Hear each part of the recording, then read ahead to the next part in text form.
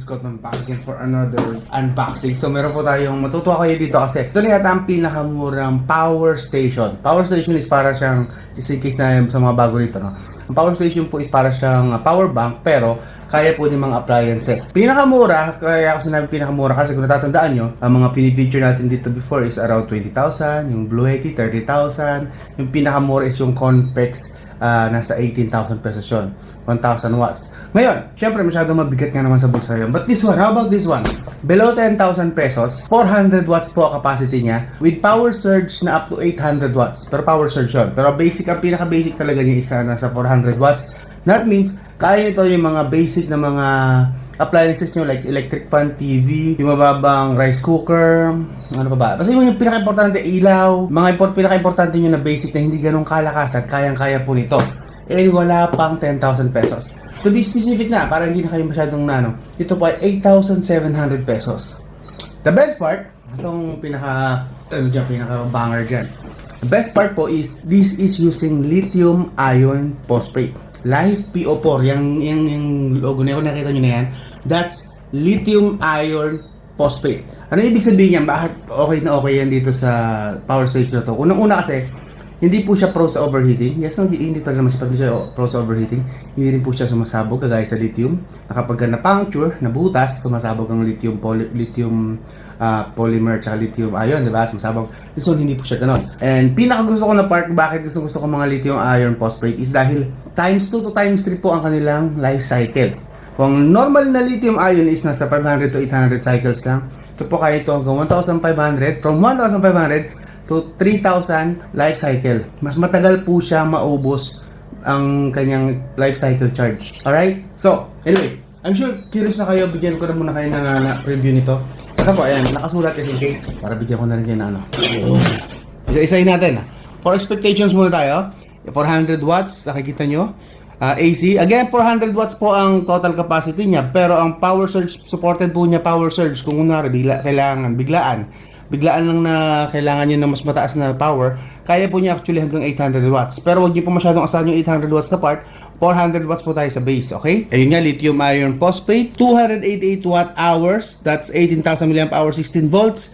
AC output, kaya po niya hanggang 240 volts. That means pwede po siya sa Pilipinas sa 220 volts. Sa charging naman, DC port input, kaya po niya hanggang 120 watts max. Okay, so that's for charging. Kapag gusto niyo siyang i-charge, 120 watts, kaya po niya hanggang max. Output po niya naman sa USB output, meron po siyang isang USB Type-C, input and output po yan. And 120 watts din sa DC port ng 120 watts. That's mga electronics nyo, kaya hanggang 120 watts supported po niya yan. Power delivery 3.0, 20 volts 5 amps ang pinakamataas, 100 watts max, tapos the rest, na po. Okay? So, buksan na natin para mas may idea kayo.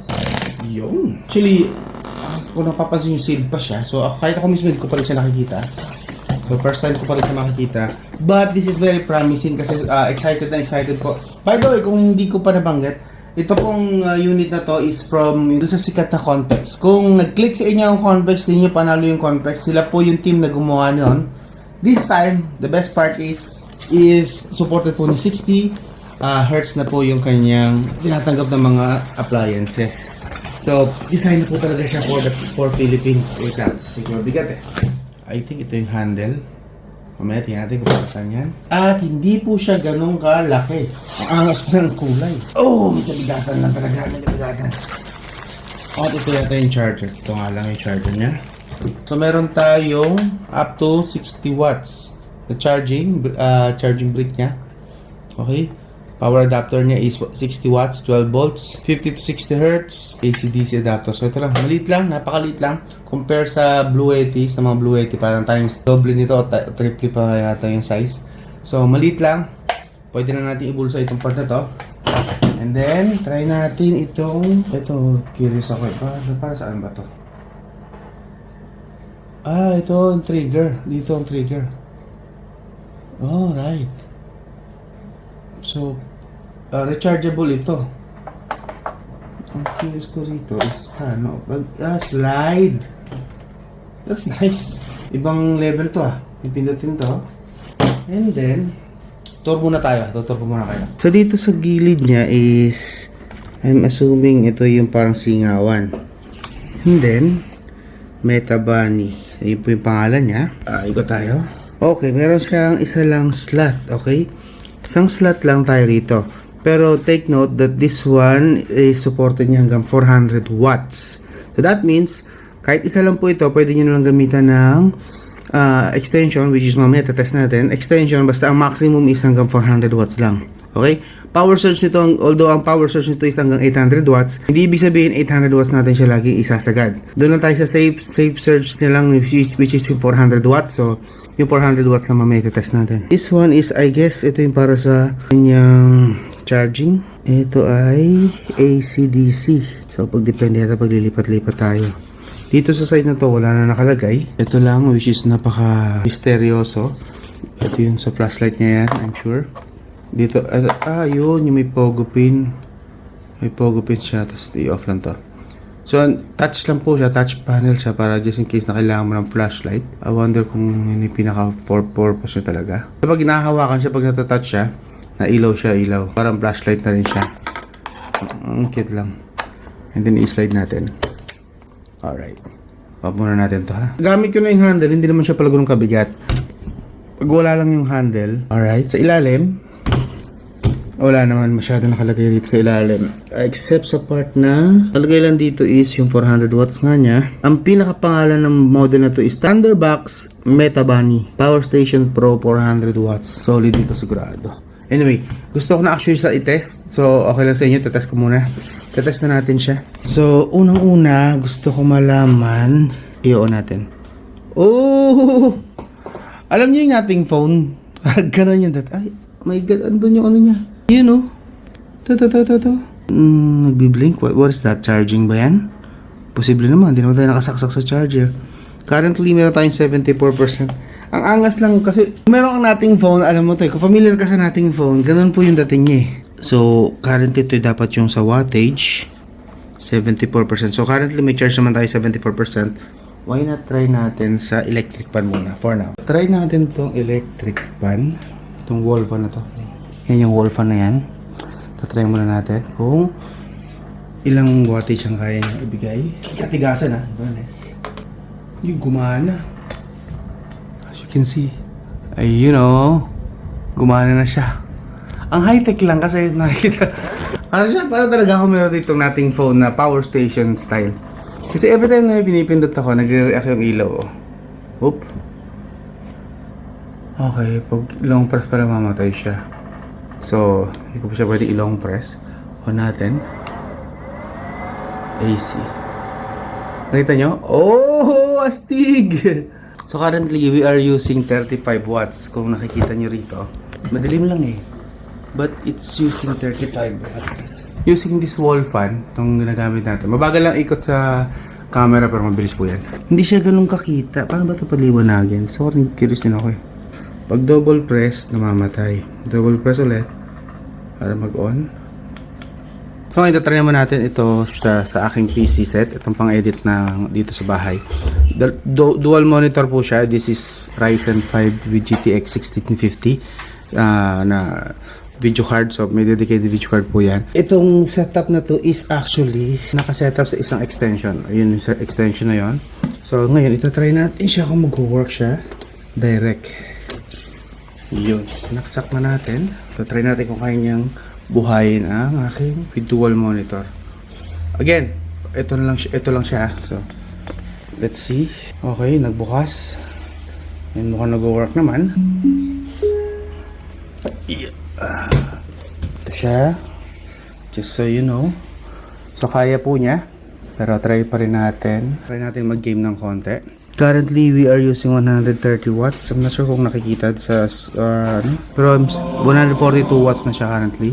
Nagpe-play tayo ng isang game. Currently, mahataw siya hanggang 140 watts. Ops natin to. So, kayang-kaya po niya. Para pwede rin po pala talaga siya pang uninterrupted power supply UPS. Kung gagamitin siya as UPS, pwede solid. 131 watts. Try natin maglaro. So, all of this while playing game, tapos YouTube din tayo, dual monitor. Tapos sa kanya rin umaasa yung sa speaker. May speaker po tayo. Currently, nagma-max out tayo sa 190 watts. 193. Umakyat po tayo sa 207 watts. 207 watts. Again, just to remind you, kaya po nito, maximum nito is 400 watts. So that means, kung meron kayong ganitong similar na setup ng PC, dual monitor, nag-gaming kayo sa kabila, and then YouTube, then typical na kung ano pong mga pinagagawa nyo, kayang-kaya po ng power station na ito. Tapos kanina 74%, bumabaga tayo ng 5% in 10 minutes. 10 minutes is nabawasan tayo ng 5% actually sa total niya na battery. Again, nagmamax out tayo sa 205 watts, then 68% for another 2 minutes. So parang 1 minute sa 200 watts per 2 minutes 1% ang nababawas. So yun, in 15 minutes, another 15 minutes nabawasan tayo ng almost another 10%. So nagmamax out tayo ngayon 218 watts. Mas malaki na kasi yung nalalaro ko area. Mas malaki na yung nasasakop ng area, lumalaki na yung area sa gaming. So habang tumataas yung render, malakas din actually yung konsumo ng kuryente. So nag-max out tayo. So, kanina 205 watts lang, ngayon 218 to 220 watts. So medyo lumalakas din talaga siya. And from 74 nag-start tayo, almost nasa ano na tayo, 15 minutes na time, 15 minutes na konsumo. Naubusan tayo ng 19% na, halos 20% na rin. So yan, may kalakasan din ang konsumo pagka nag-gaming na talaga tayo. Medyo lumalakas na, tumataas din yung gaming. So, mas mataas na render, mas demanding yung game, mas mataas yung konsumo din na kuryente.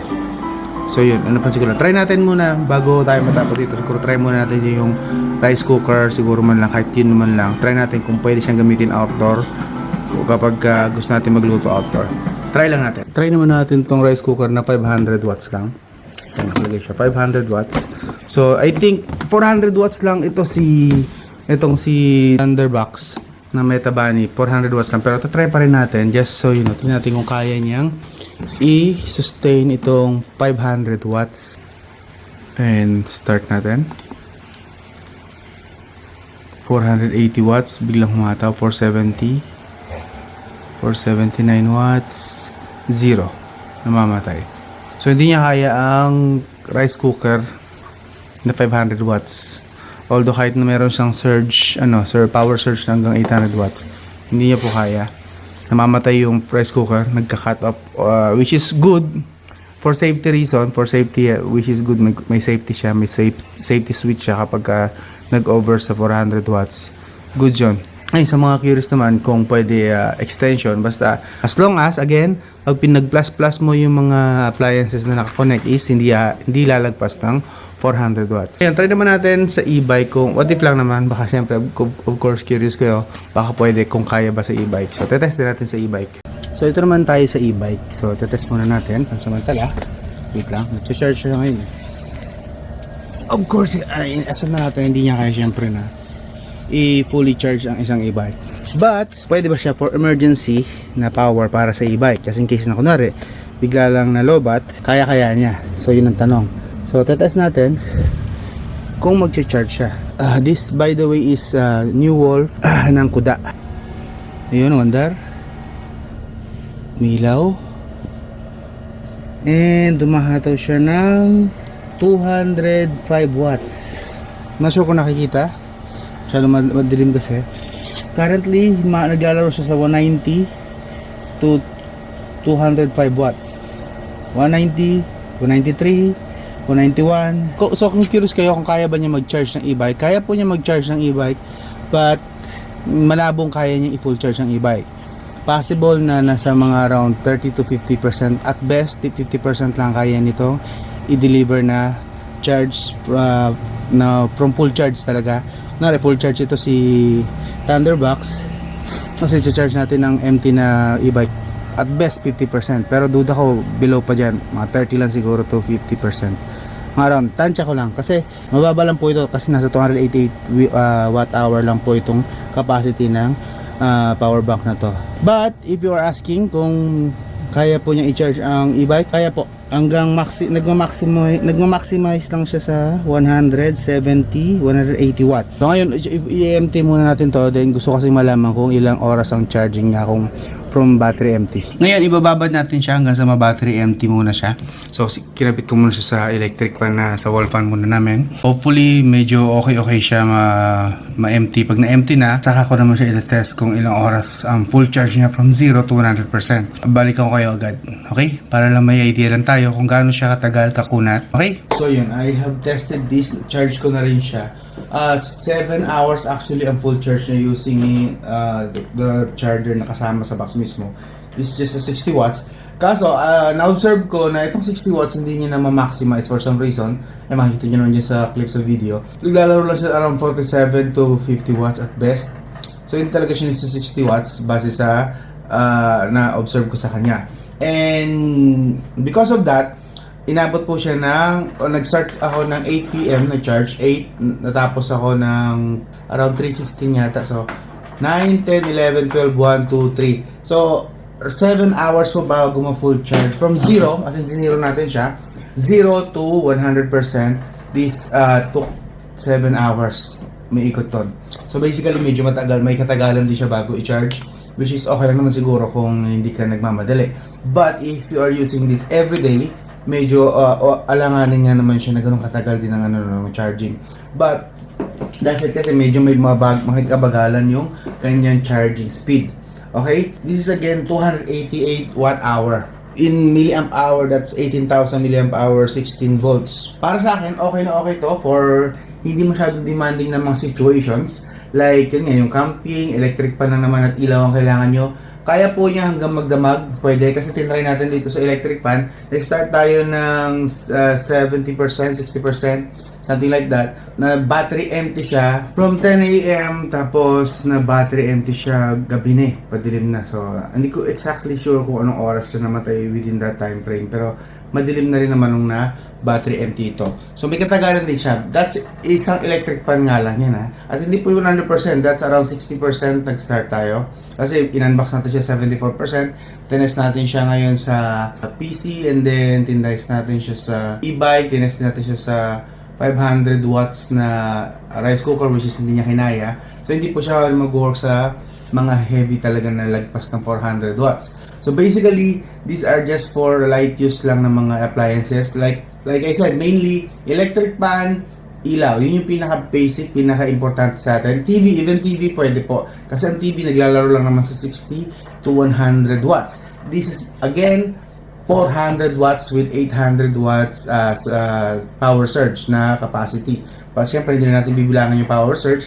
And of course, dahil nga ito ay lithium iron phosphate, hindi po siya lithium polymer, hindi po siya lithium ion na normal na ano natin na ginagamit natin sa smartphone. Ito po ay 2 to 3 times na mas matagal, mas makunat at mas safe. Hindi po ito sumasabog at hindi rin po ito mabilis maubusan ng cycle charge. That means around, expect natin 1,500 to 3,000 cycle charge to kumpara sa cellphone na 500 to 800 cycle charge lang na pwede mo i-charge pa ulit-ulit. Mas ano po ito, mas safe po ito, less problem po rito. Saka hindi na po kayo yata makakahanap ng ganitong opinion ko lang, siguro hindi naman ako ganun karami hindi ganun kadami ang alam ko na power station na merong lithium iron phosphate. Hindi ganun karami, pero in my experience, ito na yata pinakamura. Below 9,000, below 10,000, that's 8,000, this is around 8,800 pesos lang.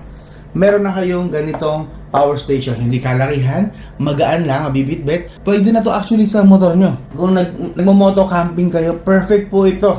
Solid, dala lang kayo ng extension para mas marami kayong maisaksak kasi isa lang kanyang pinaka-main dito. Pero pwede po siyang gamitan ng extension provided na hindi po lalagpas lahat ng isasaksak nyo sa kanya, hindi lalagpas ng 400 watts. Solid po ito. Solid. Another solid thing sa galing kay Conpex, actually hindi Conpex to na logo na brand, pero yung gumawa po ng Conpex is ito po yung sila rin po ito. Ayan, ang kinaganda nito, modern pa yung design. Pang ilaw-ilaw. Kita nyo ba yung ilaw-ilaw na yan? Para siyang nothing phone na power station. So yun lang. Solid para sa akin to, panalo to. Kaso ang dami ko na ditong power station, so baka let go ko na to after a few tests siguro. I'm not sure kung bibigyan ko pa siya kasi ng full review since maganda naman na, wala naman ako makitang pangit sa kanya design wise. Ang ganda ng design, hindi po siya pipitsugin, hindi siya yung parang halatang halata na agad na mukha talaga siyang mukhang mumurahin lang. Hindi, isipin mo actually mamahalin ito.